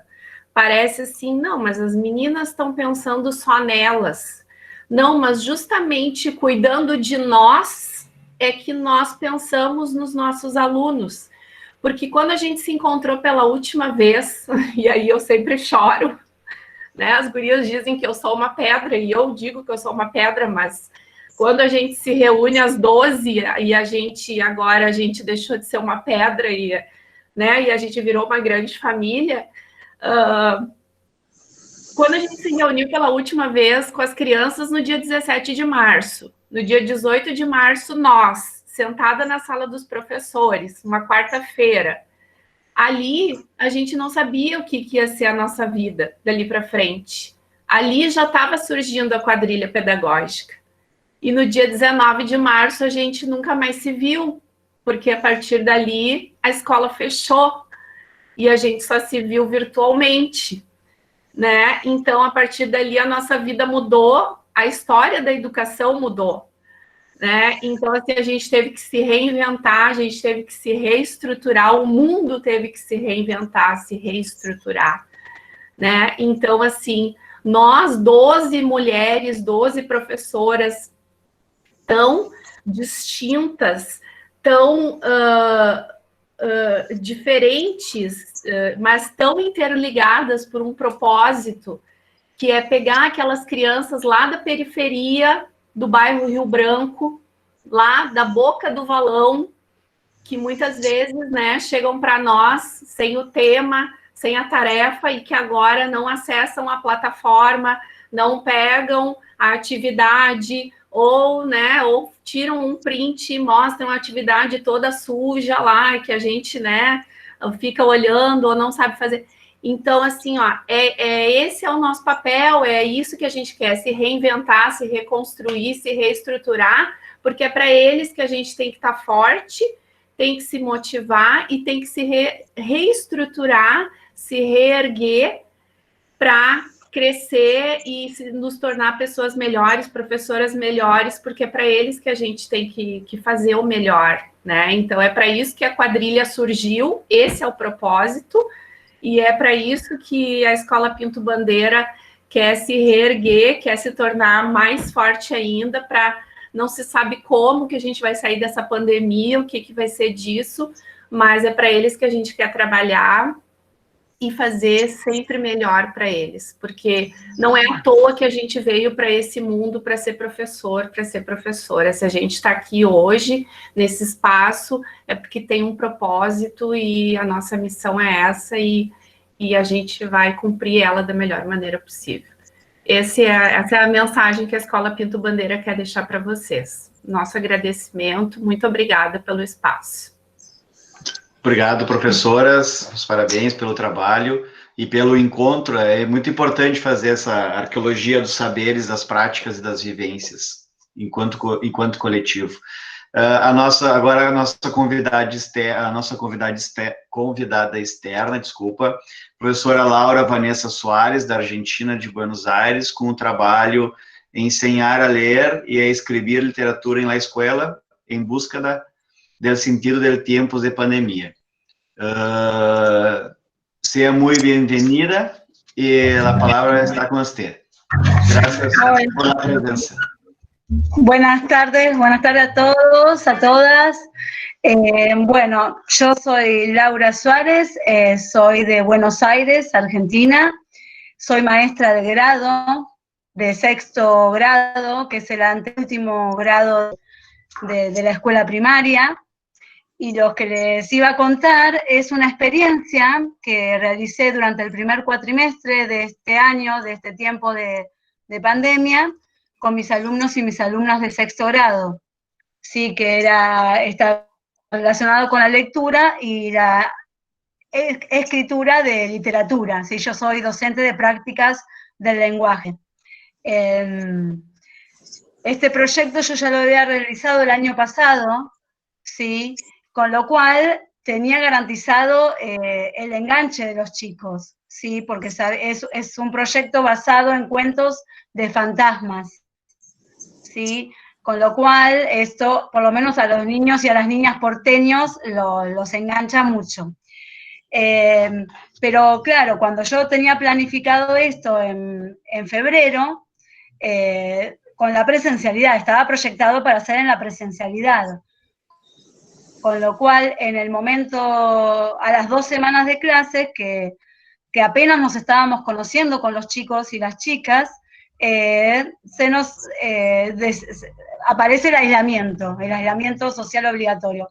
A nosotros a partir del 16 de marzo ya no íbamos a la escuela, habíamos arrancado el 3, con lo cual habían pasado 2 semanas y apenas sabía algunos nombres de los niños y de las niñas. Fue bastante complejo. Entonces lo primero que teníamos que hacer antes de empezar con el proyecto concreto es generar un vínculo con los chicos y las chicas, ¿no? Cómo primero vincularlos, conocernos, relacionarnos y después recién ahí tratar de engancharlos para que tuvieran ganas de aprender a pesar de todo, ¿no? A pesar de estas circunstancias que nos sorprendió y nos dejó a todos así sin saber para dónde ir. Entonces, yo trabajo con una compañera en paralelo que da matemática, ella da matemática y naturales, ciencias naturales, yo prácticas del lenguaje y ciencias sociales. Espero que me estén entendiendo, estoy apurando para hablar, pero espero que estén entendiendo cómo hablo, ¿se entiende? Bueno. Entonces, lo primero que hicimos nosotros en la ciudad de Buenos Aires, a los chicos y a las chicas le dan una computadora, una netbook del Plan Sarmiento, si el gobierno de la ciudad de Buenos Aires les da una computadora a partir de 4º grado. Con lo cual, el tema había un tema resuelto, ¿sí? No así todos tenían conectividad. O sea, chicos que tenían conectividad, algunos sí, algunos tenían datos, tienen datos, otros no. Bueno, computadora en general tenían, con lo cual había un tema bastante resuelto. Entonces, lo primero que hicimos, nosotros usamos una plataforma, que es un aula virtual que se llama Edmodo, no sé si lo conocen, Edmodo, que es como el Classroom, parecido, similar, tiene la misma, es una aula cerrada, que una semana antes yo había empezado a usar con los chicos, ¿sí? De 6º grado habíamos empezado a loguearnos, bueno, y ya habíamos como empezado a pensar que iba a pasar algo, pero no pensábamos que iba a ser tanto tiempo, ¿no? O sea, con lo cual estaban todos en Edmodo, y empezamos a comunicarnos por ahí. También empezamos a hacer semanalmente reuniones por Zoom, pero para hacer actividades más lúdicas, ¿no? De búsquedas del tesoro, de mostrar a la mascota, de mostrar parte de lo que tenían ganas de compartir. Hicimos una fiesta de disfraces también. Todo para generar ese vínculo que era fundamental para poder encarar cualquier proyecto, cualquier proceso de aprendizaje. Así que bueno, una vez más o menos ese clima, empezamos con el proyecto, que a ver si voy a poder, ahora tengo que presentar y compartir al mismo tiempo, con lo cual vamos a tratar.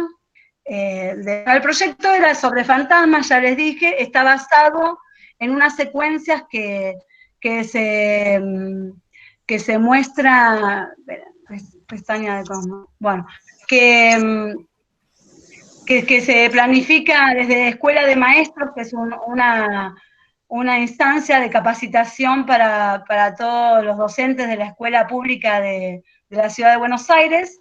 Estaba basada en una secuencia planteada ahí, y bueno, lo que fue, pero no puedo compartir pantalla, eso es lo que me pasa, que por eso me estoy dispersando.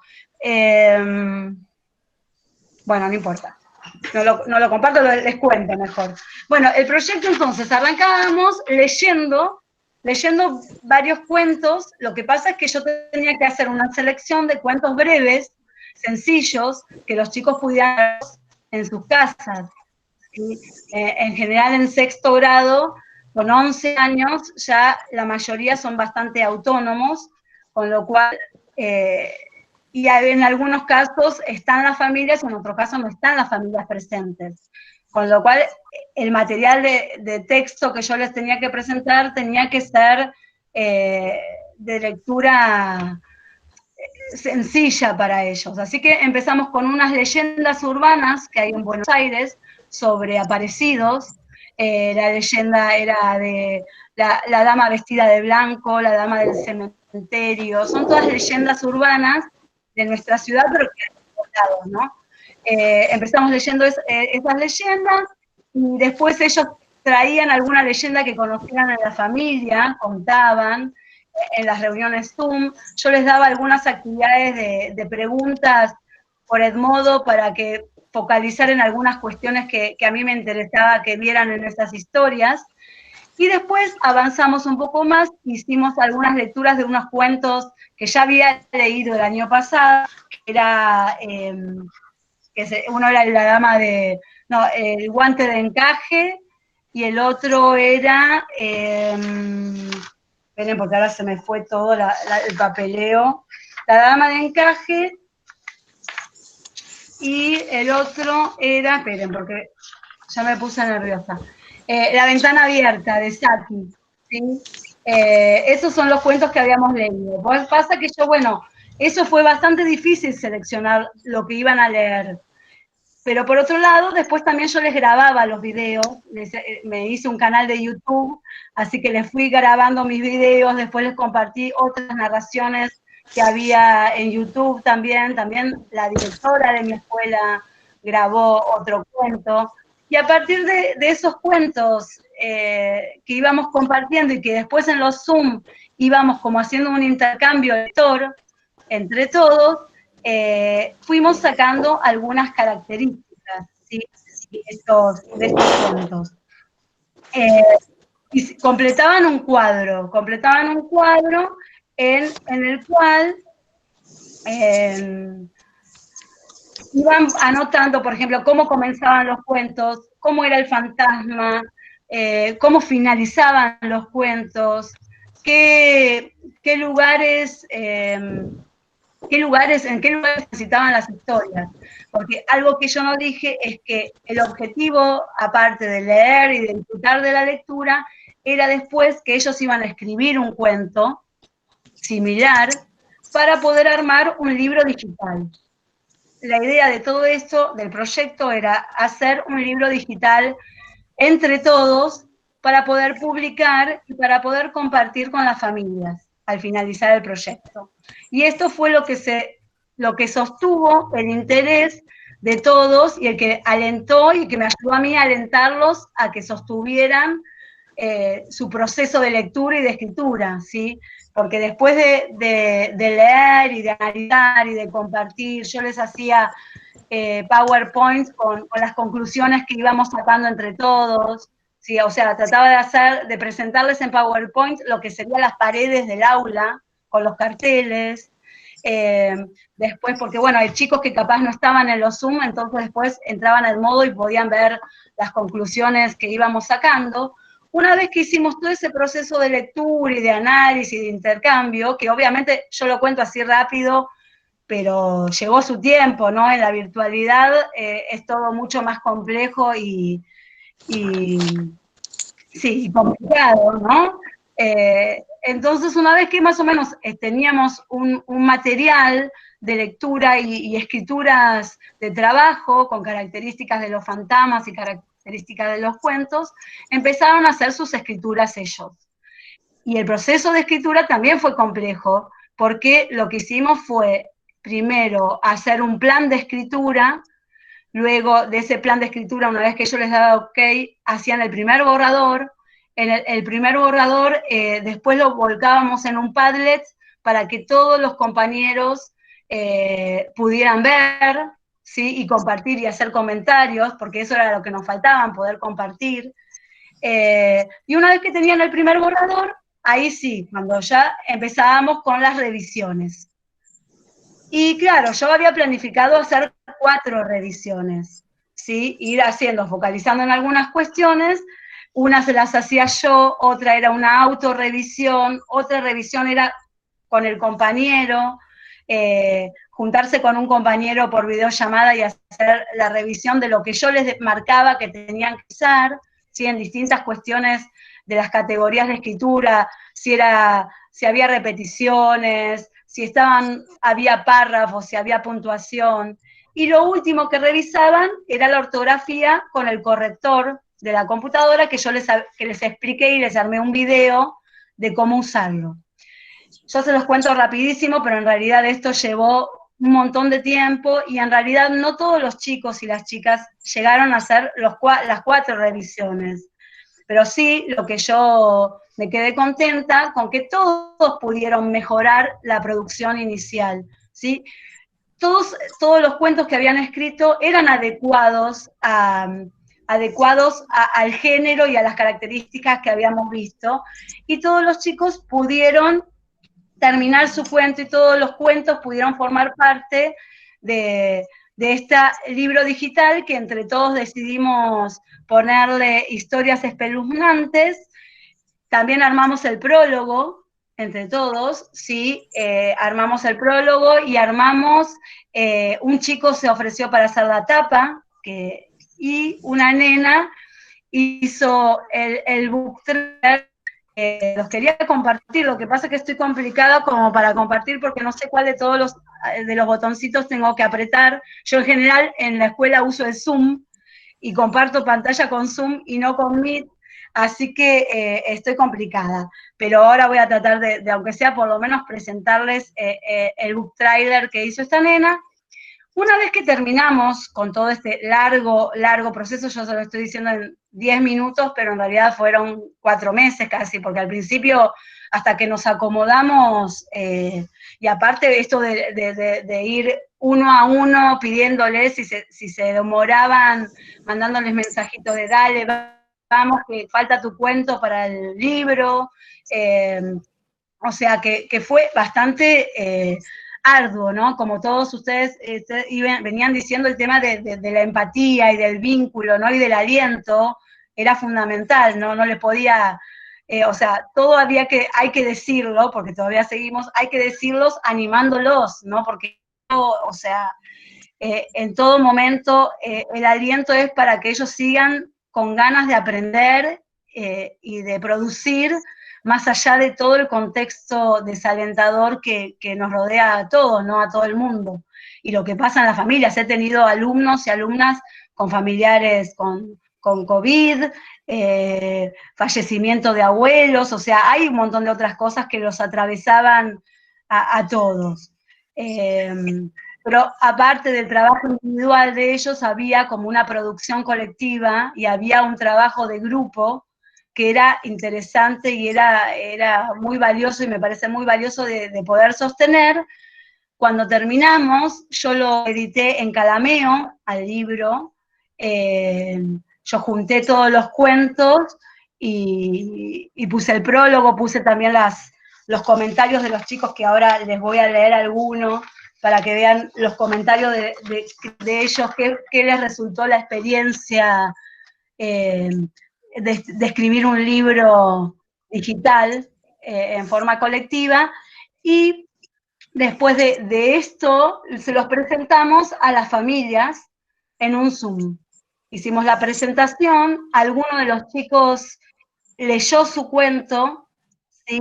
Y contaban cómo había sido el proceso, en qué se habían inspirado. Obviamente hubo muchas familias que también colaboraron en este proceso de escritura, pero bienvenido sea, ¿no? Como dicen ustedes, la importancia de que la familia aliente y esté presente en los aprendizajes de sus hijos, y se notaba cuáles estaban acompañados y cuáles no, sí, en eso también. Pero al final, que fue la presentación, fue a principios de septiembre, 8 de septiembre, si mal no recuerdo, participaron también algunos otros profesores de la escuela, la bibliotecaria, la directora, y todos con sus familias. Y la verdad que fue muy emocionante. ahora les voy a leer algunos de los comentarios de los chicos, de las chicas, que escribimos en el prólogo de historias espeluznantes. A mí me encantó inventar y escribir historias, imaginarme los personajes. Me gusta la idea que otros puedan leer mi cuento si está en un libro. Esa fue Agustina. Olivia. Fue un poco difícil pensar la idea, pero la verdad es que es un trabajo que te logra distraer un poco. Por eso era que me gustaba hacer esta tarea, ya que me distraía y me despejaba de todo. Esta es una nena que estuvo con ataques de pánico, aparte, con la situación de pandemia. Catarina, escribir un cuento para armar nuestro libro de sexto A me pareció una idea genial, porque me hizo sentir creativa, poder pensar y además enriquecer mi lenguaje e imaginación. Lo disfruté mucho, me encantó. Pía dijo, a mí me gustó escribir el cuento porque pudimos pasar tiempo con nuestros compañeros y poder usar nuestra imaginación en un cuento. Fue muy divertido y me encantó. Yo creo que esto, ¿no? Que a pesar de la pandemia, que a todos nos conmueve, nos paraliza, nos interpela como personas y como docentes, ¿no? Esto de estar repensándonos todo el tiempo, de poder lograr trabajar en equipo. Bueno, a pesar de todas esas circunstancias, poder haber producido colectivamente un libro, creo que fue sumamente valioso y que es algo que, o sea, nos va a quedar de recuerdo, tanto a mis alumnos, a mis alumnas y a mí, para toda la vida, y creo que eso también es hacer escuela, ¿no? Capaz yo no obviamente los cuentos no fueron perfectos, hubo algunos que lograron mejores cuentos que otros, pero todos lograron su cuento, su producción, en pandemia aparte, porque hacerlo el año pasado, 2019, haberlo hecho, también fue complejo, pero formaba parte, ¿no? de la escuela, pero hacer escuela de esta manera, a la distancia y sosteniéndonos mutuamente, ¿no? Creo que es valiosísimo y me parece que, bueno, estaba bueno compartirlo con ustedes. No pude compartir pantalla, pero después, en todo caso, se los mando, creo que lo mandé yo, el PowerPoint, porque la verdad que ahí hay producciones de los chicos que me parece que es lo más valioso, ¿no? De compartir. Más allá de, yo escribí 8 hojas, pero lo resumí rápido porque ya veo que me iban a poner ahí que mi tiempo se terminaba. Así que, bueno, eso es todo. Muchas gracias, Laura. ¿Tiene el link del libro digital para compartir conosco? Sí. Sí. ¿Tiene cómo colocar en el chat? Sí, lo tenía abierto acá, pero no. Pero sí, el link del libro, ¿tiene cómo colocar para nosotros accesar? Solo el link. Sí, ahí ya lo comparto. Graças. Pessoal, então, infelizmente, pelo adiantamento da hora, né, enfim, a mesa foi generosa com a questão do tempo, né, acabamos perdendo um pouco a questão do debate. Mas agora tem outras mesas, né, às 16 horas. Aline, antes talvez da Aline fazer o encerramento dos trabalhos, né, se todo mundo pudesse ligar as câmeras para a gente tirar uma foto coletiva da nossa mesa, e aí a gente tira a foto e, enfim, a Aline faz o fechamento e a gente podemos encerrar neste momento em razão do horário, né, felizmente.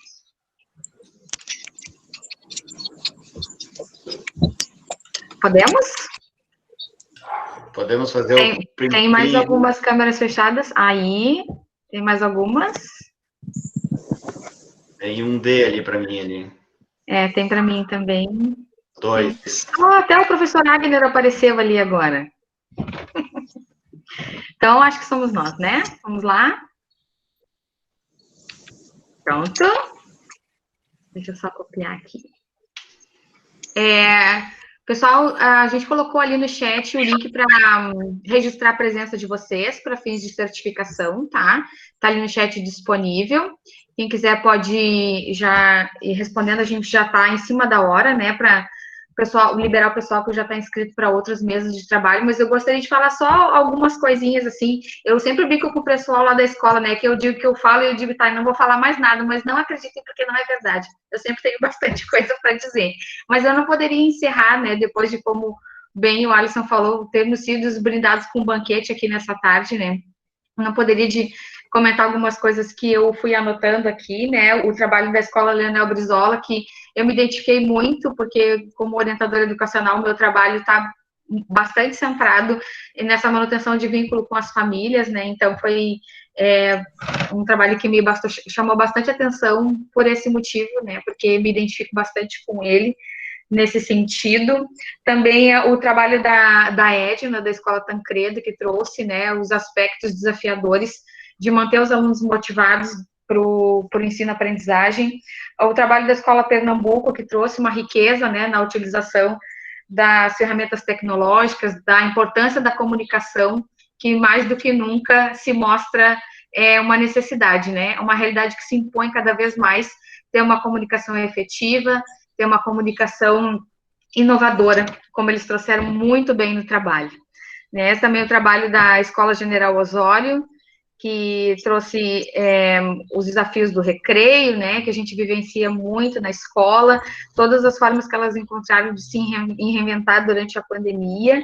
Da Escola Pinto Bandeira, a quadrilha pedagógica, com esse nome tão criativo, diferenciado, né, mas que com tanta sensibilidade, né, com tanta empatia, buscaram, né, ferramentas para se fortalecer, para dentro de um trabalho cooperativo com o próprio grupo de colegas, porque às vezes a gente se centra tanto nos alunos nesse tempo que a gente está, e isso é importante, mas a gente se entender como grupo e ver que sim, temos algumas dificuldades e precisamos nos fortalecer durante esse período também é importante.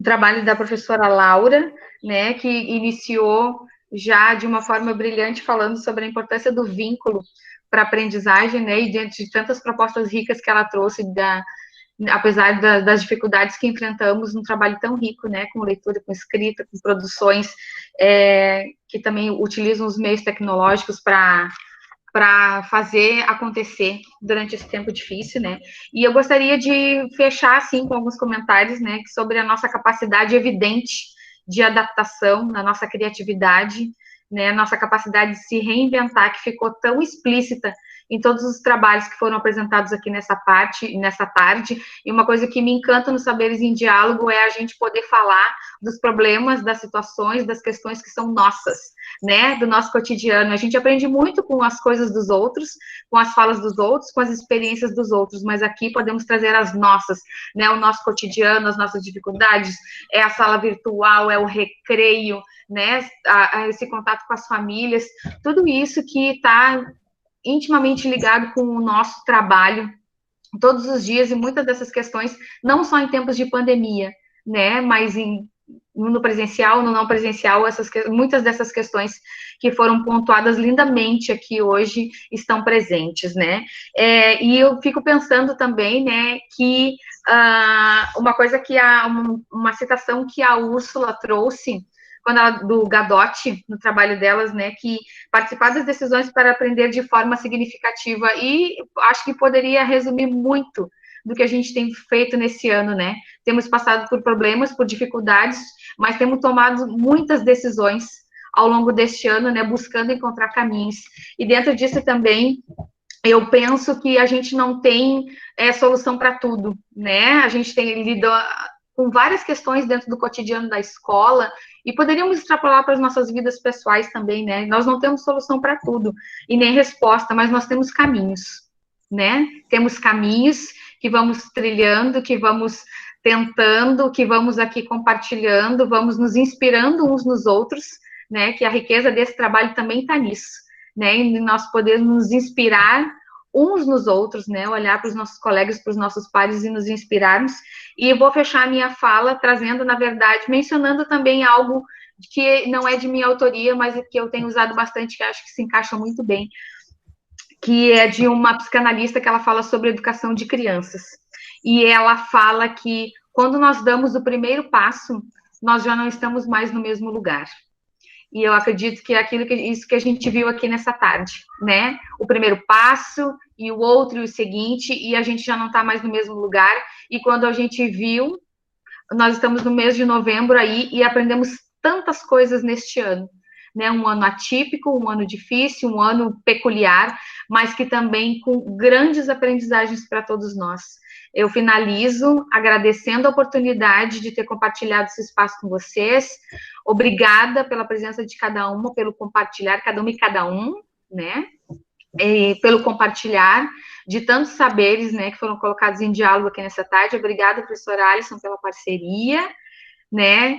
Desculpa aí por ter que estar, às vezes, ali dando uma controladinha no tempo, mas vocês veem que ele não perdoa, né? Ele passa mesmo, e quando a gente vê, a gente já se foi, né? Inclusive, já falei mais do que deveria, e agradeço muito a presença e ter podido participar dessa tarde tão rica com todos vocês. Muito obrigada. Não esqueçam, por favor, de preencher o link da presença de vocês. Viram como eu falo? Eu digo que eu vou parar e nunca paro, mas agora parei. Um beijo para todos.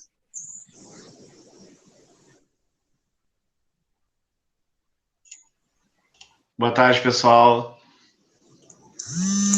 Boa tarde, muito obrigada. Boa tarde a todas, parabéns. Boa Lindos tarde. trabalhos.